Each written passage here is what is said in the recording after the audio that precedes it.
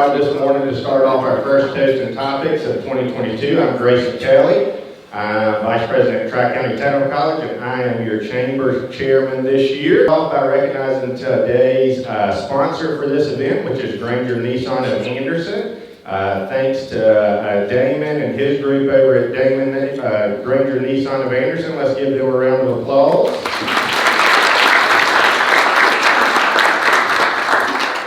I want to start off by recognizing our Chamber board members who are here with us this morning. I know I saw Amanda Taylor somewhere, if you'll raise your hand. We've got Brett Justice here with us. He's in the back. We've got Emily Roberts here with us. We have Kyle Newton. I think Lisa McWhirter might be here somewhere. And KD, and then we have KD Massini over here, and John Wright Jr., who's back there in the back. And at this time, I'm going to turn it over to our Chamber President, Pam Christopher. Thank you, sir. Appreciate all of you. What a way to start 2022, to find out what we need to look forward to on the horizon for our legislation for 2022. Excited to have you all here. Again, I would like to just reiterate, I know we've got Roger Cox in the back with us. Damon Granger is busy doing some community events, as always. And I will say again, you know, Granger Nissan, first of all, they just won our Small Business of the Year last month for 2021. He does so much, their whole team, for our community. I think they give to every charity. And I don't know about you guys, but I have 2 Nissans at home. So I appreciate everything that Damon does for all of us, and I'm sure a lot of these guys up here will echo that. He does just a tremendous job and is very active in our community, and I thank him. Grayson Kelly is going to do a tremendous job. We're so excited to have him as our 2022 chairman, and we have an amazing board of directors. I keep telling people, if you look at our entire board, I believe we have the strongest board of directors in Anderson County, and I'm very proud of that. If you guys would mind, my board that is here, if you guys would stand real quick, I think you all deserve a round of applause. They're behind everything we do at the Chamber for you.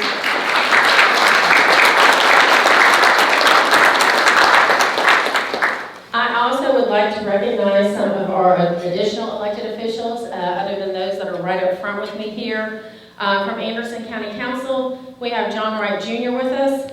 John, thank you. And Glenn Davis, if you raise your hand, wave your hand too. We appreciate you both being with us. And from the City of Anderson side, Kyle Newton is in the back. Kyle, I haven't forgotten you. Kyle Newton is in the building.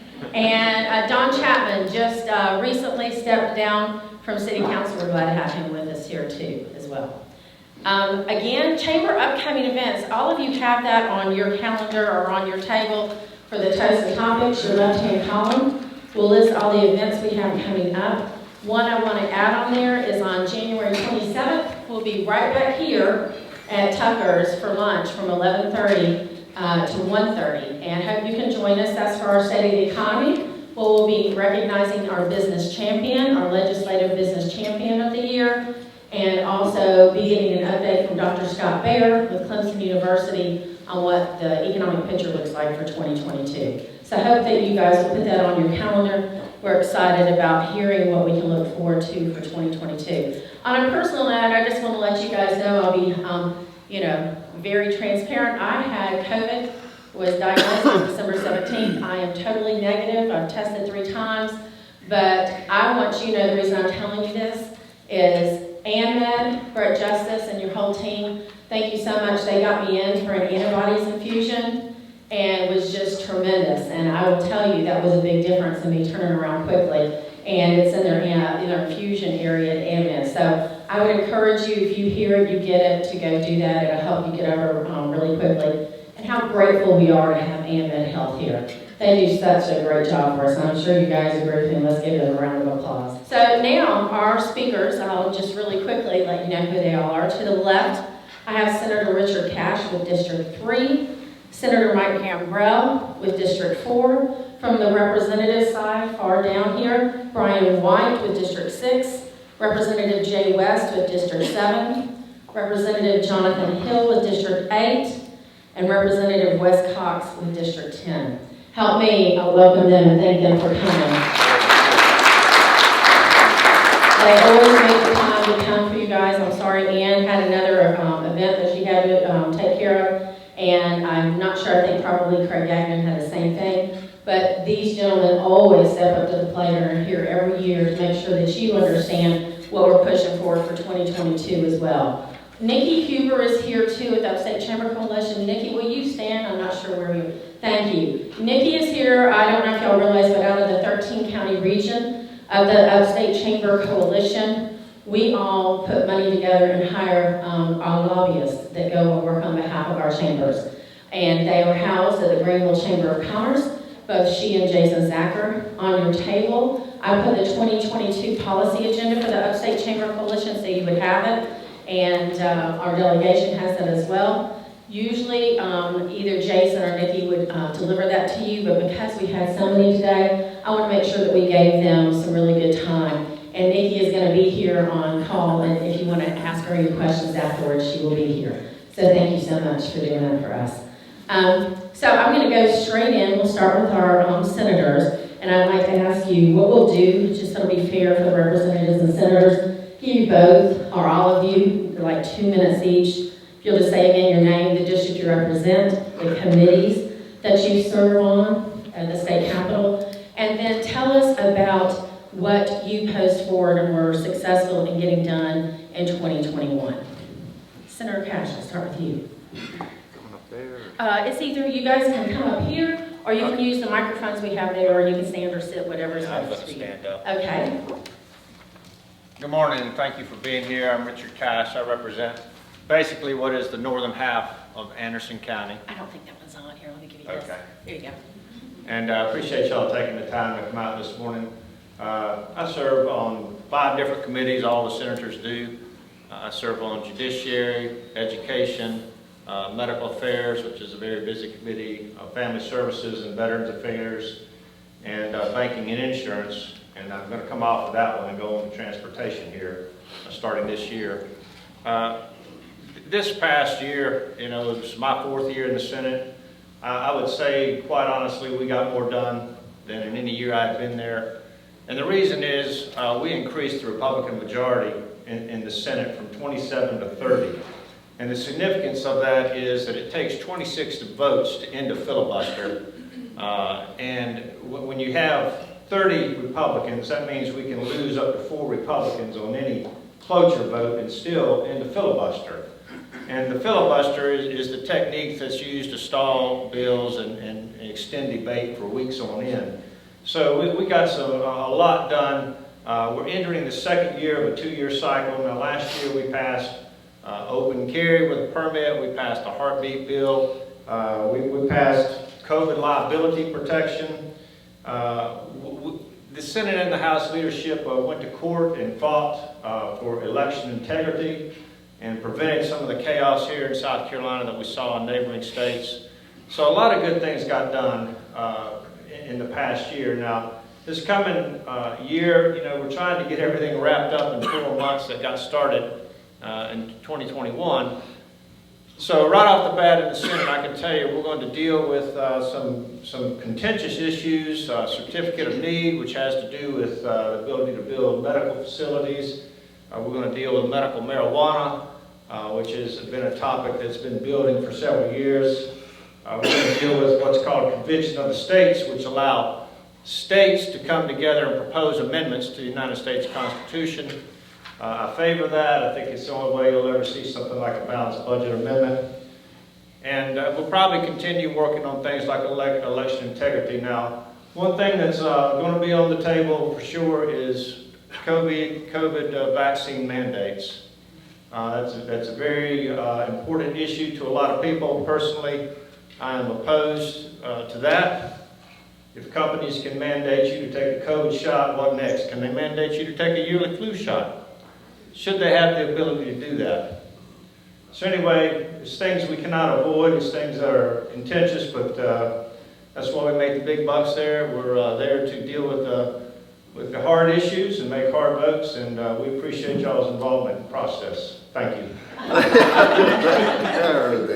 Okay, thank y'all for having us, and thank you for coming out this morning. This is something that the delegations always look forward to. We look forward to it every year. Well, pretty much, Richard says pull it closer. I don't want y'all to miss any of these pearls of wisdom that we're talking about. But I represent Senate District 4, which is Anderson, lower part of Anderson County, most of Abbeville, well, all of Abbeville County now, and a little bit of Greenwood. That'll change. As you know, we just went through redistricting. That will change. I will no longer represent any of Greenwood. I'll have all of Abbeville County and most of everything that I've got in Abbeville County now, or in Anderson County now. So that'll take effect in 2024. Richard touched on most of the things that we did last year. I serve on 5 different committees. I serve on Senate Finance, Medical Affairs, Banking and Insurance, the Veterans and Family Affairs, and Labor, Commerce and Industry. So, and like you said, every senator serves on 5 committees. So we stay busy once we get started. And then it's kind of a new era in the Senate this year. We've got a new president, who is Thomas Alexander from Oconee County. And we've also got a new chairman of Senate Finance, Harvey Peeler, from Cherokee County, from Gaffney. The thing that really hit home, you know, the Senate is a traditional body. They call us the deliberative body. And everything in the Senate is by seniority. That's how the committees are assigned. That's how you choose your committees, is by seniority. The chairman of the committees, you know, there is no running to be a chairman of a committee. It's all set in stone by seniority. And I've served in both bodies, and I like that seniority system a lot better. But like I say, it's the biggest thing that we'll do this year that we do every year is the budget. Last year's budget, I think, was about $10.8 billion. Then we had an influx of federal money of about $8.something billion. They've already told us this year that we're going to have almost $1 billion in what I call non-recurring money. Most of it's non-recurring money. And when I say non-recurring, that means it's one-time money. And the thing that we've got to be careful with non-recurring money is you don't want to fund a program or come up with something in the first year, and then, you know, what you're going to do from years 2 through infinity. You know, in the same way with the ARPA money that we're getting down to our towns and cities and counties and entities now. They have to be very careful because, you know, it's one-time money. It's kind of staggering. It's generational change. But as you know, as Richard, like I say, the biggest thing we'll do is the budget. The House gets the first bite at the apple on the budget, and then it'll come to us. We'll start having budget meetings on probably as soon as we get back. We'll start next Tuesday on that, and that's pretty much it. I'm Wes Cox. I represent House District 10, which in Anderson County covers most of White Plains, Piedmont, Powdersville area, and I also have parts of Pickens County and Greenville County. And then if you live in that part of the world, we just went through redistricting, so I lost a good bit of White Plains and West Pelzer and some of those areas down in the southern part of that district, and gained more in Pickens and Greenville County. I represent about 26,000 people in Anderson County and 15,000 in the other 2 counties. And I won't play favorites because Greg Wilson's got this on the internet. So, I'm on the House Judiciary Committee. We deal with most of your hot button issues, gun laws, all sorts of things, and so we get a lot of fun, controversial topics that come through there. But we also deal with the state court system and all several different new laws. So I've been on there. This will be my 2nd year on the House Judiciary Committee. Before that, I served on the Medical Affairs Committee. This year in the House, usually we always have some kind of big crisis in South Carolina that's beating down the door come January. A couple years ago, it was Santee Cooper and the nuclear fallout. It's been education in the past. It's been sort of quiet the last few weeks. I don't want to jinx us over the next 4 days, but the good thing is that hopefully that will allow us to look at some of these issues that have been out there for years that we've never really tackled because we have been dealing with several crises. They've already mentioned certificate of need, medical marijuana on the Senate side that's coming up. In the House side, I know we're going to take a serious look at income tax reform finally here. I was with the Speaker of the House the other night and have talked to some others, and that's on the agenda for the House side this year. So hopefully we're going to finally tackle that and look at that and look at what some of the other neighboring states have done and bring that into alignment with them. I've got several things. I think we'll get to our own personal bills and what we're looking for in a little bit. But it's a pleasure to serve in the South Carolina House. It's an honor to be there. I truly enjoy it most of every day that I go down there and do this, and every day that I'm home doing this. Thank you. Well, I'm Jonathan Hill. I represent the western quadrant of Anderson County, House District 8. My wife is here, Amanda. We live in Townville, South Carolina, and I always look forward to kicking off the legislative session with this event. Say ticking or kicking? Kicking. Kicking, Jay. Turn your head up. Anyway, we got up early. Neither of us are morning people, and I just couldn't help but be impressed with how beautiful the sunrise was this morning as we were coming across Lake Hartwell. Lake Hartwell is a special place to me. Townville is a special place. It's home. We go back several generations there. And I was just reflecting on the way out here just how neat it is to serve our community and once again to start off the legislative session with friends, neighbors, associates here in Anderson County. I serve on the House Medical, I had to write this down so I get it right, Medical, Military, Public, and Municipal Affairs Committee. That's all one committee. We call it the 3M committee for short. Most of what we do is medical in nature, and I really enjoy serving on that committee. There's a number of issues that are certainly high on our minds in terms of access to care. Access to care was an issue prior to COVID. It has only gotten so much worse during and after COVID. And so, we're still confronting those issues. And I'm very grateful for the role that I was able to play in expanding scope of practice for podiatrists, for nurse practitioners, and now hopefully this coming year, we worked on this last year, but hopefully we finish the process of expanding the scope of practice for certified registered nurse, and that's just this year. I've had some practice saying that. That's a mouthful too. In addition to that, one thing that I'm really proud of from this past year, which again continues on into this year, is working to safeguard midwifery as a safe alternative for those who wish to have a home birth. Several of my siblings were born in that setting. I have a number of friends. Midwifery is a growing, it's growing in popularity, but meanwhile in South Carolina the regulatory environment is very, very hostile.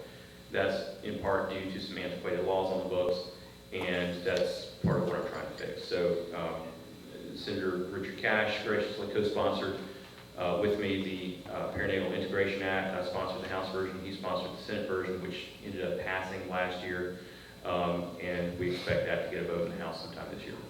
So with that, it's just an honor to be here with you guys today, and looking forward to kicking off the session. Nothing like a 7:30 breakfast meeting. I love them. Now, honestly, when I was like 32, I was doing a doctoral dissertation. I figured out with 2 children at home, it's a lot easier to get work done from like 10 at night to 2 in the morning. I don't get up this early. So those of you who do, you're my heroes. I'm Jay West. I'm District 7. And West has a couple of snide comments he would like to make later on as chairman of our delegation. But my district is growing this year. I have basically the southern half of Anderson County. A little tiny bit of Abbeville, probably 8 houses. And now I'm going into Greenville County across the Saluda River up to 25 and back down toward Princeton. So I'll have that section of Greenville County as well. So, we had to grow a little bit. I think we've had West had to shrink and a few others, but that's just the way redistricting works off the population. And so that's going to be the difference. Currently, I'm assistant majority leader in the House. That'll maybe get me a cup of coffee since it's free at the break room. That's about it. But I serve on LCI, which is Labor, Commerce, and Industry. We handle a lot of your bills from a variety of industries on that committee. I chair the Public Utilities Subcommittee. We handle a lot of energy. We handle a lot of gas, water, sewer, and things of that magnitude. And one of the things that the Chamber has issued as part of their policy agenda for next year is the infrastructure for the electric vehicles. We addressed that last year. We had a Senate bill come over from West Clymer, and we amended it, and it went back to the Senate and passed, whereby we put together a study committee to study the demands that are going to be placed on our utility providers. They're going to go up, right?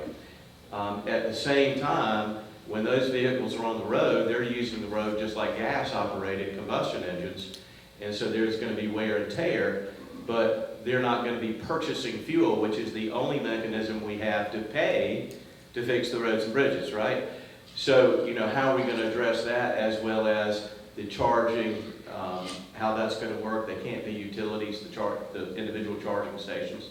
So all that'll be coming up again through that study committee this year, so maybe we'll see some movement out of that.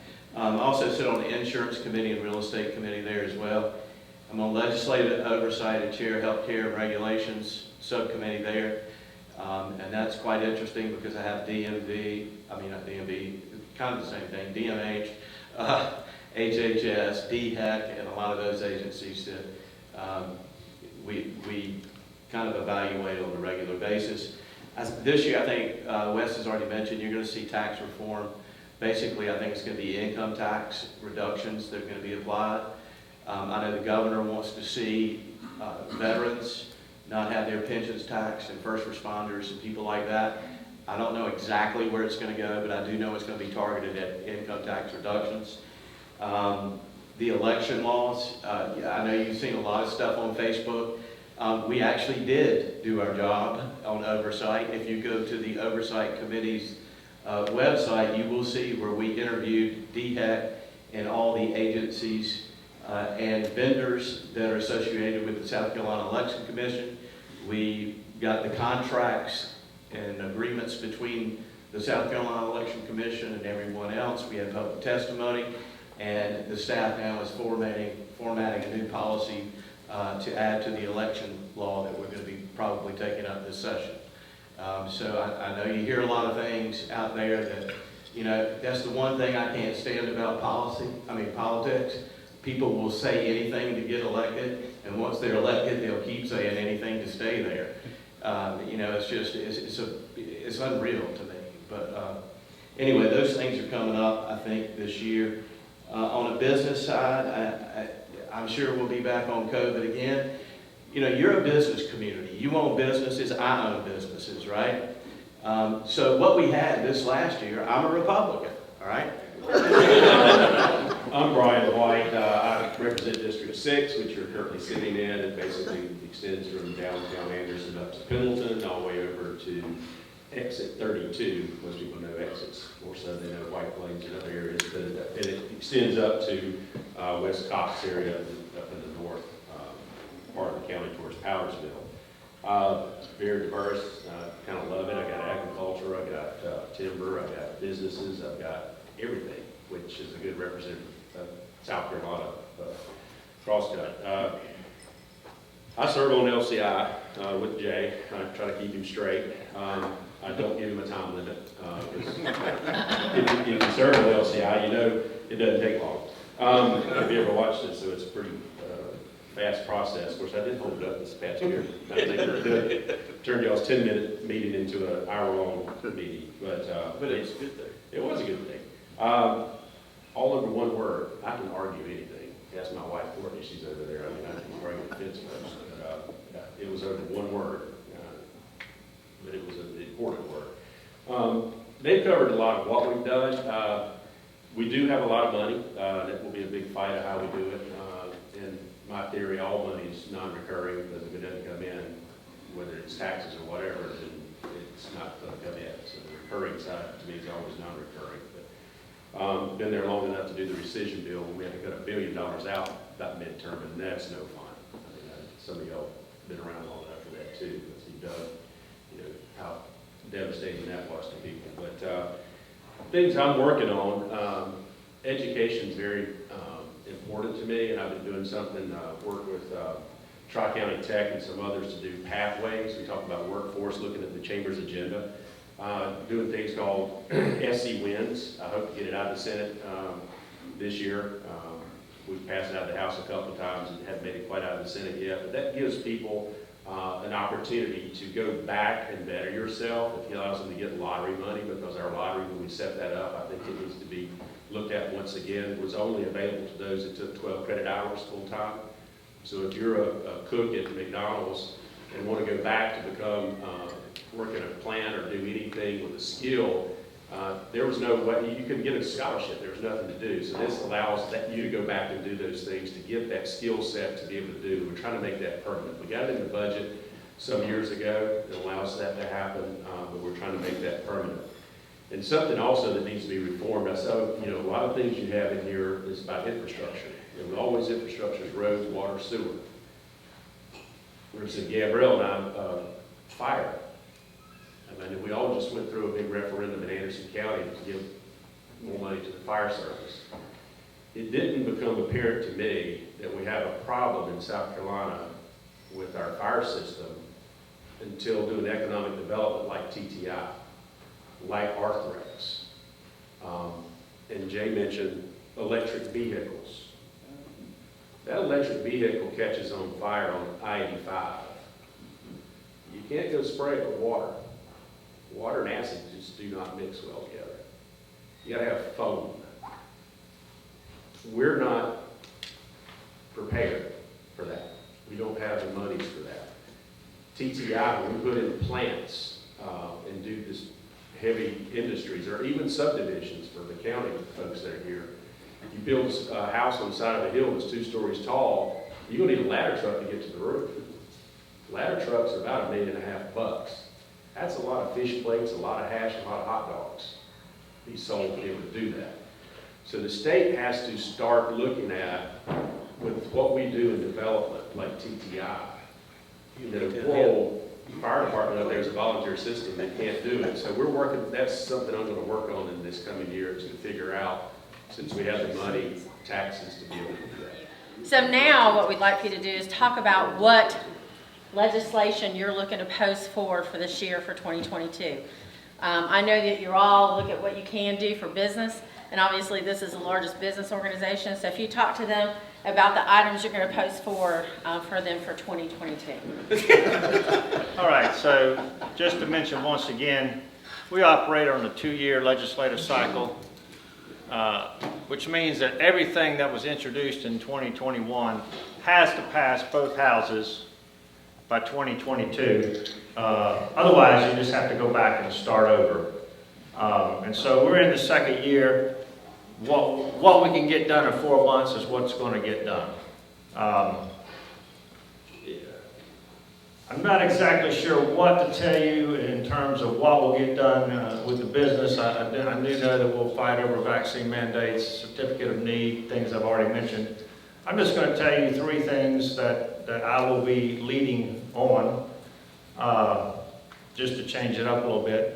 One is 2 years ago, I introduced a Fairness in Women's Sports bill. That bill is now in a subcommittee that I'm the chairman of. It's a bill that will protect young women in high school and possibly in college as well from having to compete against young men who identify as young women. So that's a very contentious bill, but I think it needs to be passed. I think we need to have that in place. I'll be championing that bill when we go back to the Senate. We had a big change in the way we did earmarks in the Senate this past year. We passed a rule, not a bill, but a rule that requires that earmarks be transparent. So what that means is that if you as a senator ask for an earmark for money that's not in the budget as a result of committee deliberations, then that has to be published. It has to say who requested the earmark, how much the money is for, and what the use of the earmark is. That's transparency. I'm certainly completely supportive of that and work to help that happen. And I think there's a couple of other additional changes we need with the earmark process. One is that I think earmarks have to be equitable to all Senate districts. We cannot have some Senate districts, especially those of the longer serving and more powerful members, sucking up earmark money disproportionately to those who have just arrived. It's simply not equitable, and I'm going to fight to ensure that it is. The third thing I would say about earmarks is this. In the Senate, and I'm sure in the House as well, we value our independence. I'm not going to be owned by anybody, trying to coerce me or persuade me or intimidate me to vote in certain ways because they're holding earmarks over my head. And I'm going to fight to make sure that these reforms get put in place. And I did that on the floor of the Senate at the end of last session, and I'll do it again. We do have a change in the finance chairman at this time, and I'm hopeful that we will continue to make progress. Last thing I will say, just on a personal note, is I organized a Senate Family Caucus this past session. We had 5 informal meetings.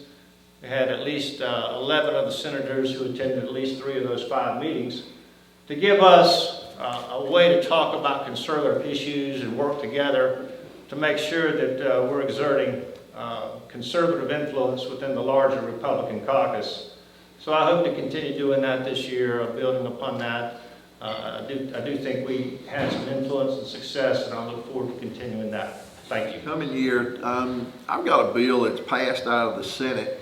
It's now in the House. We call it the paralysis bill. And don't worry, nobody knows what paralysis is. But everybody knows what plastics is. Plastics are. We've been fussing about plastic and waste in the General Assembly ever since I've been there, since '06. This process takes plastic, cleans it, makes it recyclable, actually breaks it down back to the molecular level. We toured a couple of facilities in Georgia that takes plastic and breaks it down, like you say, to the molecular level. They turn it into fuel, which if you remember your chemistry class, that's where it all starts anyway. We think it's a game changer in South Carolina. Georgia's already passed it. North Carolina's looking at it. So we hope that, I think it's on one of the first front page, one of the first bills that the House will take up. We hope that'll go, and I think that'll open us up to an entirely new business climate to come to Anderson County and our upstate. Just a word about economic development. You've got that on your policy agenda. I think I saw, where's Burris Nelson? There's Burris. Let me tell you something. We got a gym in Burris Nelson. I think the proof's in the pudding, as my granddaddy used to say. And the reason that, Burris is a great ambassador for Anderson County.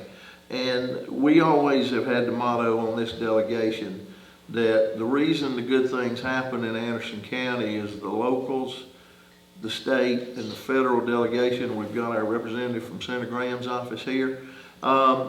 We all pull in the same direction, and that's when good things happen. That's not the case in a lot of delegations and city and county governments in our state. But Anderson County is blessed to have these folks in leadership positions. And like I say, just look at what's happened in Anderson County. If you can't find a job in Anderson County, you're not looking. And I'm talking about good paying jobs. It's incredible. One of the other things you talked about was finishing up the inland port. They're fixing to do an expansion there. I think it got the capacity a lot quicker than anybody thought it would. At Greer, there's also a new one in Dillon. Also the Port of Charleston. I sat on the Port Oversight Committee. My time up. The thing that we're fighting at the port right now is the Leatherman Terminal is open. It's ready to go. It's handling about 10% of what it could handle due to a labor dispute. And the first judge that it got in front of found in favor of the port. And what it is, they want the only union folks to be able to operate those big tall cranes that you see the pictures of. And we've been doing a mixture of union and non-union labor at the Wando Port and the Port of Charleston forever. Ever since they've been there. We're going to do the same thing at Hugh Leatherman's, a new terminal. Like I say, but the first judge found in our favor. but then they turned around and gave them, I don't know, 6 or 8 months to appeal it. So we got a brand new court sitting there, and everybody knows what's going on with the supply chain. And here we are. You know, they're handling about 10% of what they can handle. Broadband, Nanette Edwards at the Office of Regulatory Staff will handle most of your broadband issues. They're doing a wonderful job with those. Water and sewer projects. You know, we gotta have water and sewer to get economic development and also get our homeowners here. And I think you'll see us continue to work on that, and I think you've already seen where they've tried to jumpstart to double the lane from Columbia to Charleston on I-26, and I'm way over it. There are 3 things that I want to work on personally this year. One is a reserves bill that Brian White and I have worked on for a couple of years. That essentially is a constitutional amendment to increase the amount of money that we put in our reserve funds every year. So that helps ensure that the state's on firm financial footing and can meet the crises that come before us.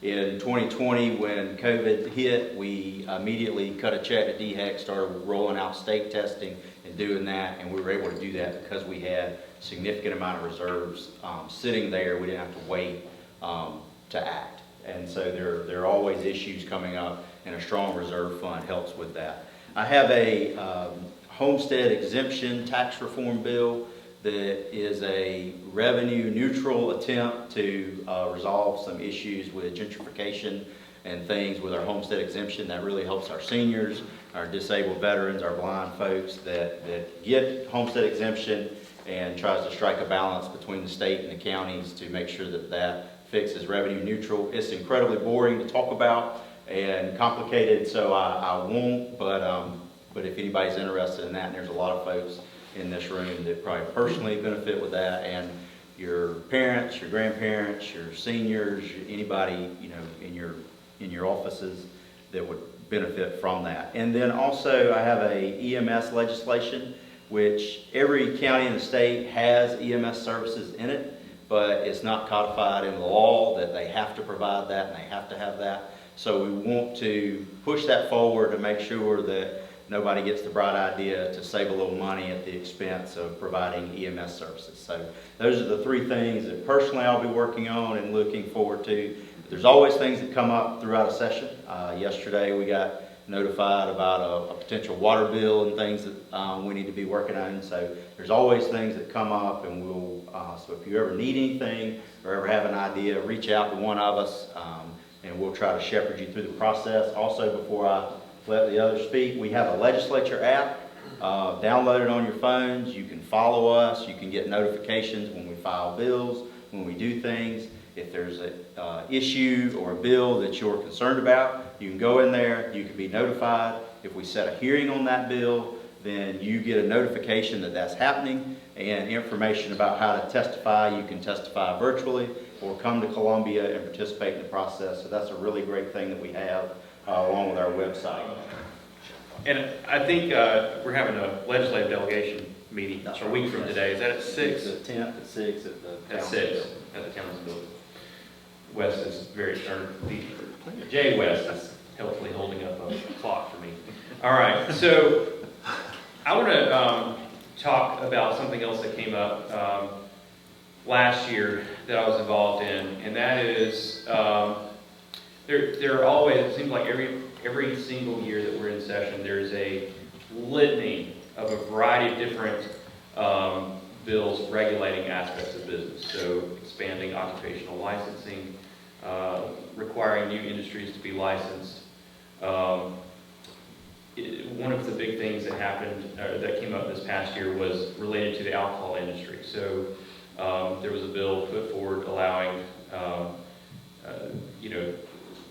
alcohol stores to do curbside delivery.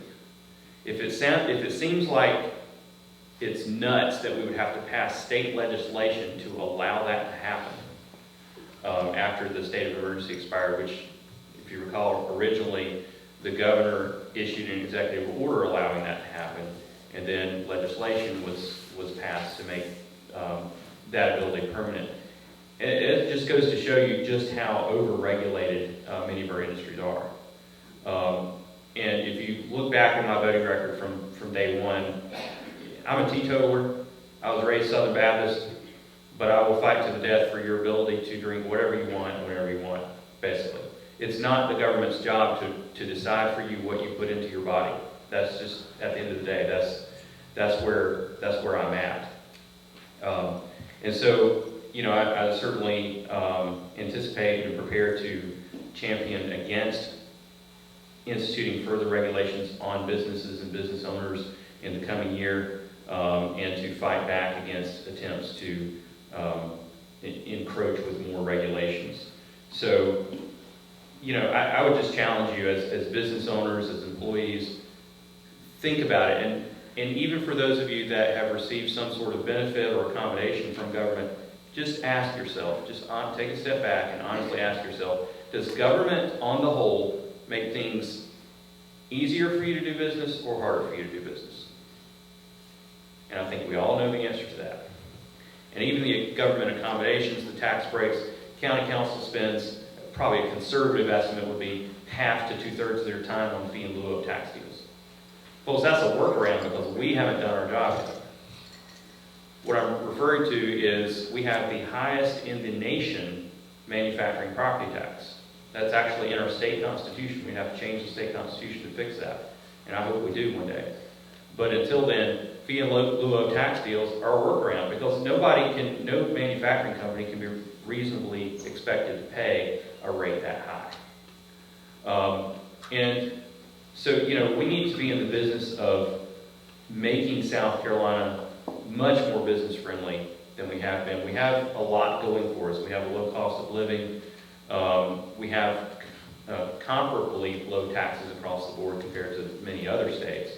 But there's so much more we need to do. And, you know, one of the chamber's issues that they've championed that I really agree with is expanding the ability for those re-entering the workforce after coming out of the justice system with expungement and things like that. You know, when we deal with criminals, and we should deal with criminals, it shouldn't be a life sentence to poverty, as some have put it. So, you know, occupational licensing is one of those things that stands in the way of that. So, you know, I hope that we can continue working on you know, opposing and rolling back regulations that get in the way of business.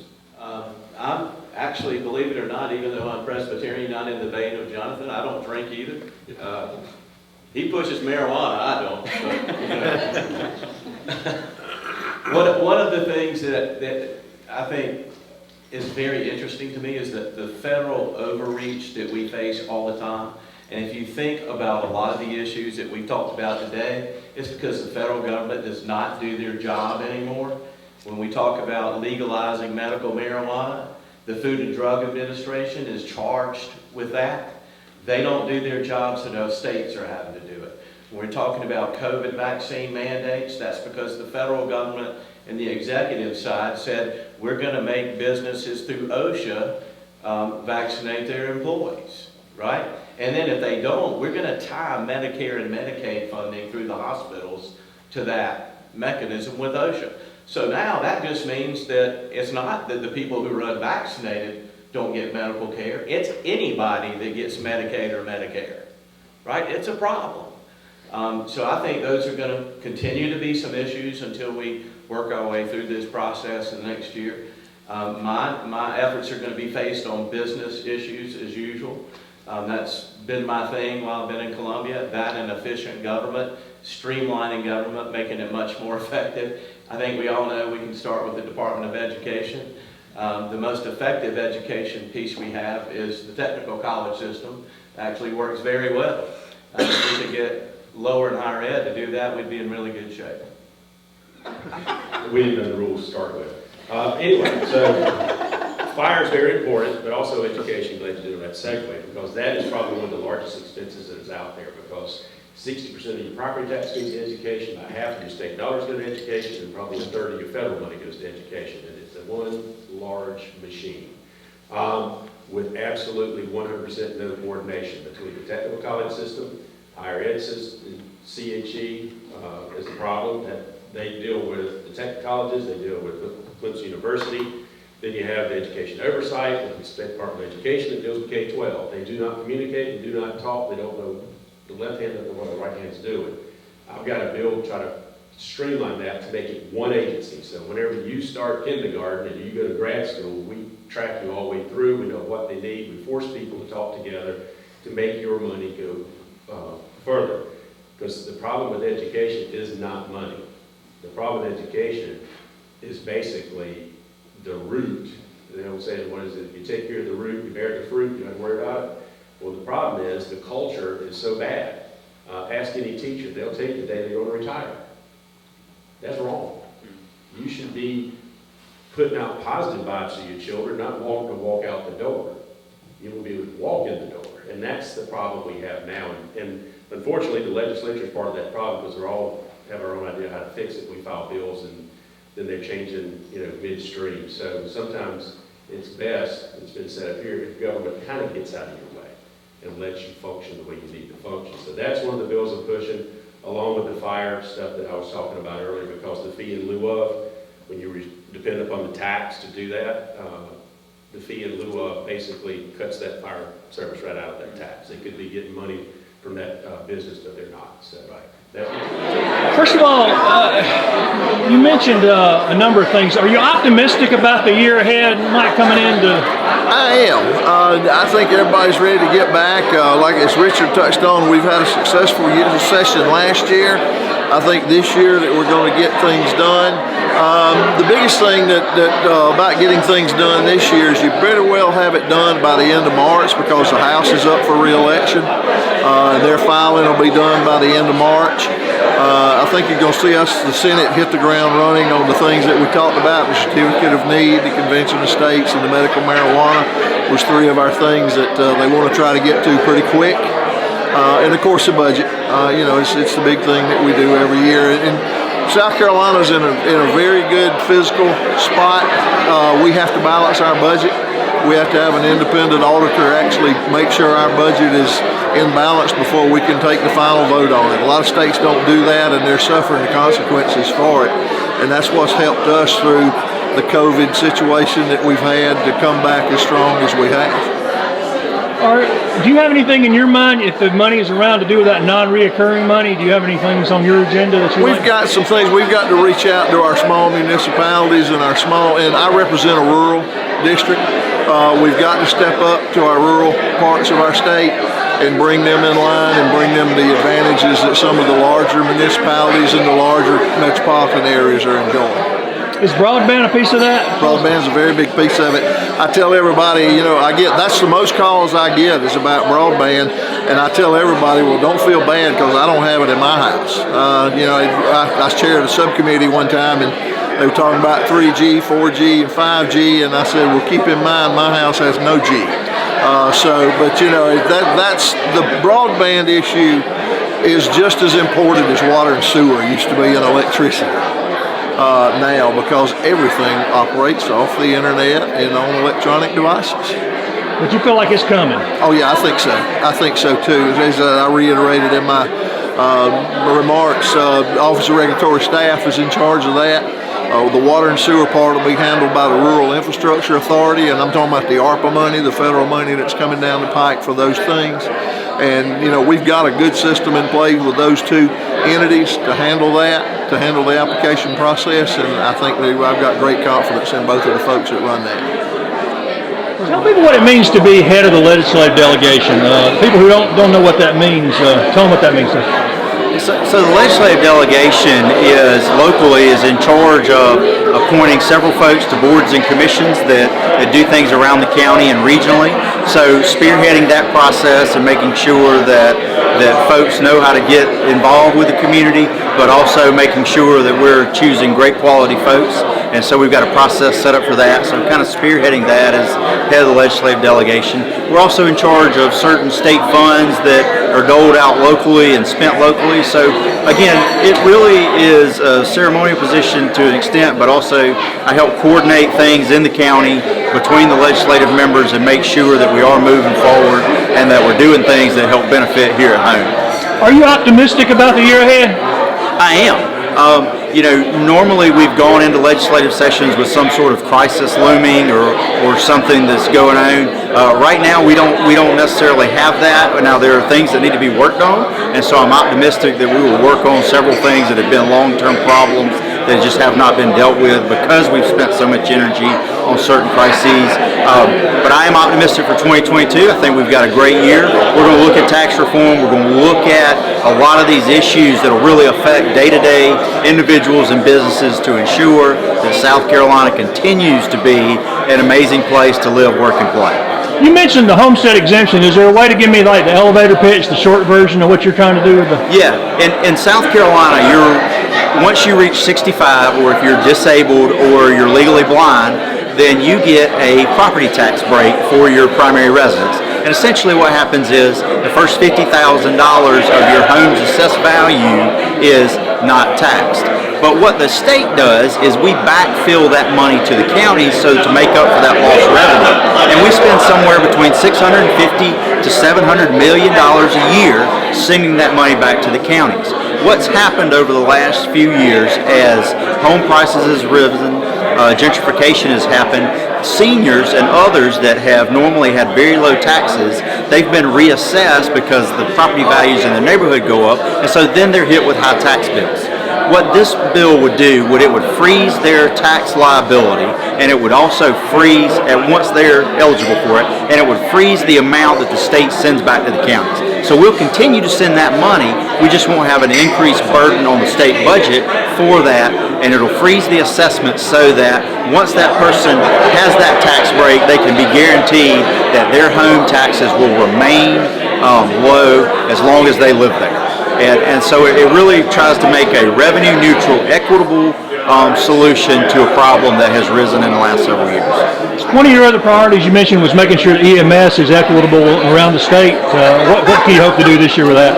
Yeah, so EMS is, every county provides EMS services, but every county is not required by law to provide EMS services. And so they can do it several different ways. They can contract out with private companies, they can have their own EMS. This bill doesn't change how they do it. It just requires that a county has to provide EMS services. It makes that a required service that has to be provided by the county government. And so all 46 are doing it now, but the fear is some enterprising county somewhere could say, we're going to not do that. And so this would just codify it into law to ensure that that is essential service provided to the citizens of South Carolina by the local government. And remind people about the app you were talking about. Yeah. So the South Carolina legislature is incredibly accessible, and from really what we call primary resource documents. We have a State House website that is, I'd put it up against anybody else's in the country. You can go, you can watch every meeting, you can watch every day that we're debating, you can look up the bills, you can see the fiscal impact statements. You get all the information that we have about those bills because it's all online, and there's a great archives there. But we also have a South Carolina legislature app, and you can download that app. You can choose your representative to get notified, so you'll know what bills we file, what we're doing. You can also follow certain committees. You can follow certain bills. So if you have a bill that you've asked your representative to introduce and he tells you the bill number, you can go in there and follow it. And so then when, at least on the House side, when that bill's set for a hearing, you will be able to go and look at that, and you can testify from home. You don't have to go to Columbia anymore because we allow you to testify through Microsoft Teams, and that information is all when they notify you about the bill. And so you can use that app to follow along what's going in Columbia, get in touch with your legislator, but really see what's going on in your government. I mean, this is your government, and we try to be as accessible as possible, and now we've put it on an app right there for your phone and your tablets, and it's a great resource. It's the SC Legislature app or the website www.scstatehouse.gov. Just a couple quick things you mentioned I wanted to ask you about. Yeah. The SC Wins thing. Yes. And the Pathway Success. Tell me about why that's an important going into this year. We're trying to make it permanent, and it's because it needs to be permanent. Essentially, it's a budget proviso that I put in some 5 or 6 years ago, and for the colleges to be able to continue the program and recruit folks into it, it needs that stability. I mean, while it's there, and it's been there for a number of years, it's very important, especially now with people trying to figure out how to get a skill, what to do there. And it's very important, too, that it's permanent, so we can start working on the lottery funding at that point, because that's the main key ingredient, is the affordability to go back. If you're getting out of high school and going to a technical college or go to a college, then, as long as you take 12 credit hours, then you can go qualify for the lottery scholarship.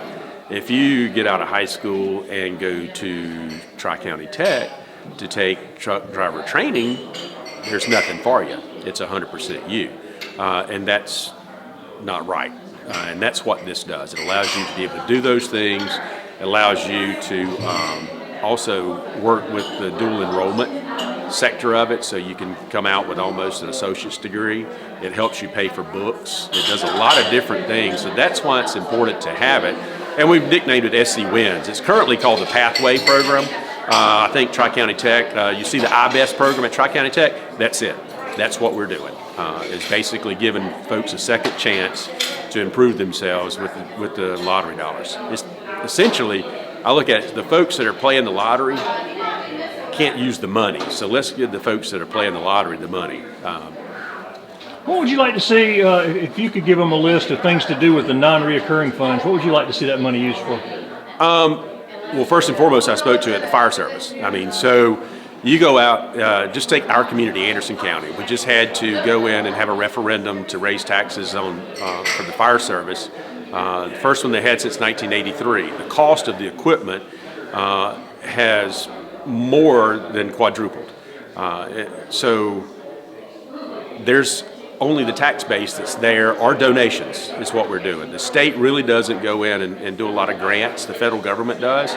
So we're looking at trying to start a system so whenever you have, like Anderson County is just robust development, whether it's subdivisions or whether it's manufacturing facilities or distribution centers, we're dependent upon that volunteer fire system to protect all that. And they're having to build a fire station. If you need a truck, you can't just let it sit outside. You're talking now a pumper truck's about $500,000. I mean, you're not going to leave a $500,000 piece of equipment that you're going to need. You don't know when you need it, but when you do need it, you need it to be operating properly and not be frozen and rusted up. So, they can't use any of that type of money for build a station. Then you got to do the truck. So it's very expensive. So I want to see some of that non-recurring money, as well as on insurance premiums. There's a premium tax.